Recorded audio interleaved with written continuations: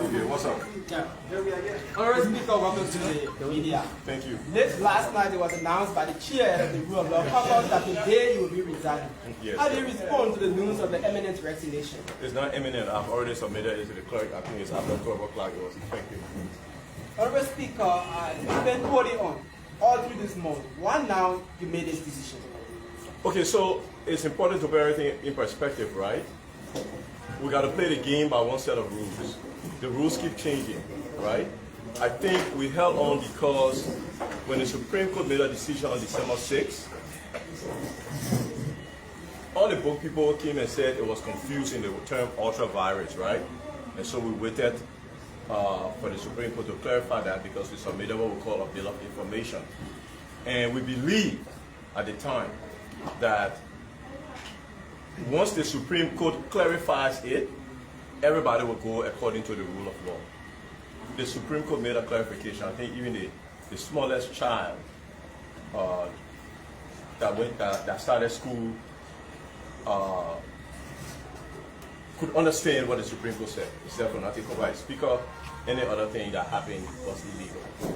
Then the rules of the games shifted when the president said he would go by his original posture, which was to deal with a majority bloc. Okay? Once that changed, we had to assess our own participation in what is going on.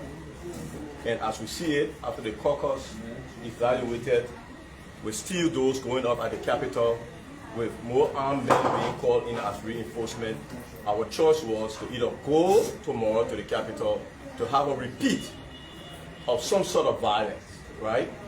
Or to avoid that. I think one of the things we try to do is to avoid it.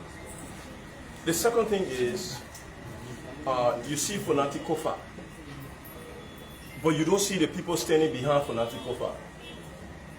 How long can I ask my 60 employees who have not been paid for 6 months to stay on? Okay, I have to evaluate that. How can I ask my colleagues who have endured this battle to stay on, especially when significantly we started to lose some of our most committed members after the president's statement. All of that led us to have a strategy session and a strategy meeting to say, what is the utility of holding on? Do I just continue to be a speaker sitting down at home while someone else is exercising the power and the privileges of the office? In my mind, I think that's not a wise use of my time. We have a speculation that there's a speculation that you took money to resign. How factual is this information? But I think you said speculation. I will be, and surprisingly, it came from a rescue blogger. So he got to flesh out and bring more information. Let me tell you this: if I wanted to take money for this would not be the ideal time to take money, right? Because it's not as valuable as it was before the hearing, before the ruling, right? Before the ruling, if I had withdrawn my case and I wanted to sell it, that was the ideal time. So it doesn't make sense. What they are saying is, and it's anticipated, in Liberia, nobody do things out of principle. We sat there for 6 months, no pay, no nothing, you know, nobody bringing any gas or anything. At the end of 6, 7 months, then you can't say we took money. We could have taken money and spared the public. But there is no issue of money changing hands except the legitimate benefits, salaries and benefits of our colleagues. That is one thing we negotiated. From your resignation, were there any proposal forward to any out of the executive or any branch of government concerning your resignation? Also in terms of dealing with some of your colleagues, Yes, we said we had a discussion with them that I intended to resign, that my request was that the salaries and benefits of my colleagues be paid. Was that here too? Partially, and then that precipitated another meeting with my colleagues directly, in which they got the assurances that it will be done fully. Honorable Speaker, what's about some of your employees who got arrested currently in Central Prison? What happened to that case, sir? Okay, so we will reiterate what we've always said.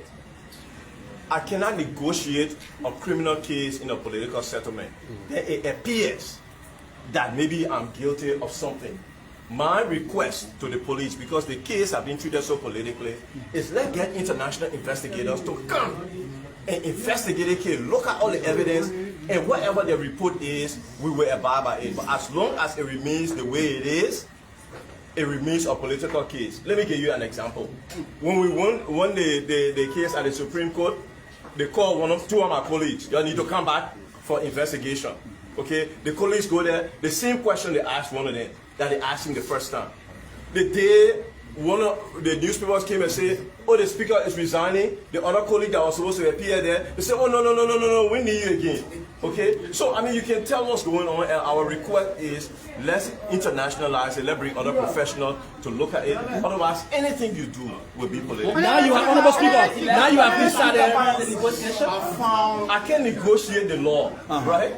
If I resign, that is the inevitable part of the law that a new speaker has to be elected. The vacancy got created at 12 p.m. today. Honorable Speaker, now you have agreed to resign.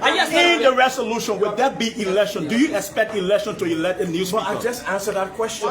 That is the law. I can negotiate that. I can say if I resign, you will elect speaker. If I resign, a vacancy is created, and that vacancy, according to the constitution and our rules, is election. So what happens if the government refuse to listen to election? There is a continuation of the lawlessness. Okay.